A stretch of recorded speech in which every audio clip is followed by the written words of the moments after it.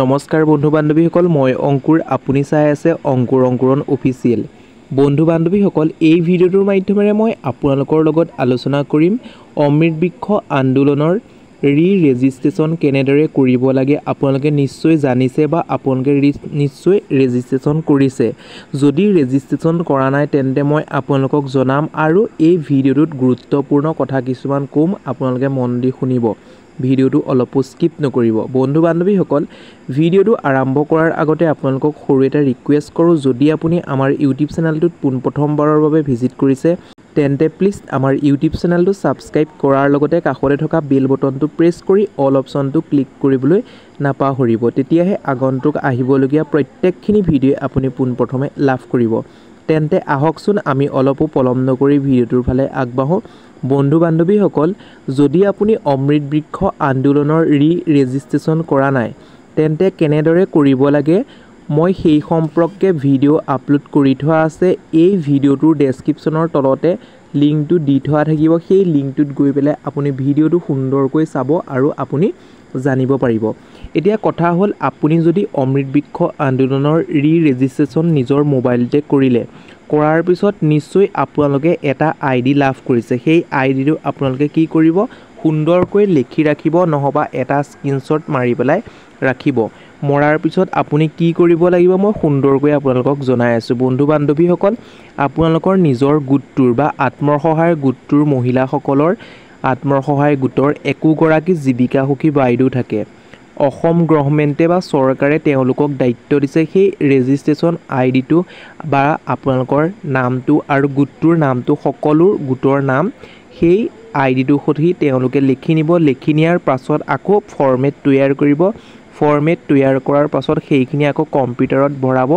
তাৰ পিছৰ পৰ্যায়তহে আপোনালোকৰ যিহেতু আত্মসহায়ক গোটৰ প্ৰত্যেকগৰাকী মহিলাকে অসম চৰকাৰে 10,000 টকা দিয়াৰ কথা কৈছিল সেই টকাখিনি আপোনালোকৰ একাউণ্টত সোমাব বন্ধু বান্ধৱীসকল নিশ্চয় গম পালে প্ৰথমতে আপোনালোকে ৰেজিষ্ট্ৰেচনটো কৰি ল'ব লাগিব ৰেজিষ্ট্ৰেচন কেনেদৰে কৰিব যদি নাজানে তেন্তে মই ভিডিঅ' আপলোড কৰি থোৱা আছে এই ইউটিউব চেনেলতে মই এই ভিডিঅ'টোৰ ডেছক্ৰিপশ্যনতে ভিডিঅ'টোৰ লিংক দি থোৱা থাকিব ভিডিঅ'টোত গৈ পেলাই আপুনি জানিব পাৰিব বা অমৃত বৃক্ষ আন্দোলনৰ লিংকটো দি থোৱা থাকিব প্ৰথমতে আপুনি অমৃত বৃক্ষ আন্দোলনটোত ক্লিক কৰিলে বা লিংকটোত ক্লিক কৰিলে লিংকটোত ক্লিক কৰাৰ পাছত আপুনি এটা পেজত পালেগৈ সেই পেজটোৰ পোৱাৰ পিছতে আপোনালোকৰ বাওঁ সাইডৰ ওপৰতে এটা কি থাকিব 3 লাইন থাকিব সেই 3 ডট গিটাত ক্লিক কৰিব 3 ডট গিটাত ক্লিক কৰাৰ পাছত আপুনি কি কৰিব তলত লেখা থাকিব ৰিনিউৱেল ৰেজিষ্ট্ৰেচনত ক্লিক কৰি দিব যিহেতু আপোনালোকে আগতে ৰেজিষ্ট্ৰেচন কৰি থোৱা আছে সেই ৰিনিউৱেল ৰেজিষ্ট্ৰেচনত ক্লিক কৰাৰ পাছত যেতিয়া আপুনি অমৃত বৃক্ষ আন্দোলনৰ সময়ত ফটো মাৰিছিলে বা ফটো মৰাৰ সময়ত যিটো মোবাইল নাম্বাৰত ৰেজিষ্ট্ৰেচন কৰিছিলে সেই মোবাইল নাম্বাৰটো আপোনালোকে তাত বহাই দিব বহাই দিয়াৰ পাছত তলত দেখিব সাইডতে এটা গ্ৰেট OTP বুলি থাকিব সেই গ্ৰেট OTP বুলি সেইটোত ক্লিক কৰাৰ পাছত আপোনালোকৰ 6টা সংখ্যাৰ এটা মোবাইল লৈ SMS যাব অমৃত বৃক্ষ আন্দোলনৰ OTP বুলি তেনেধৰণে সেই OTPটো তাত সাবমিট কৰাৰ পাছত আপুনি তলত দেখিব সাবমিট অপচনটো ক্লিক কৰি দিব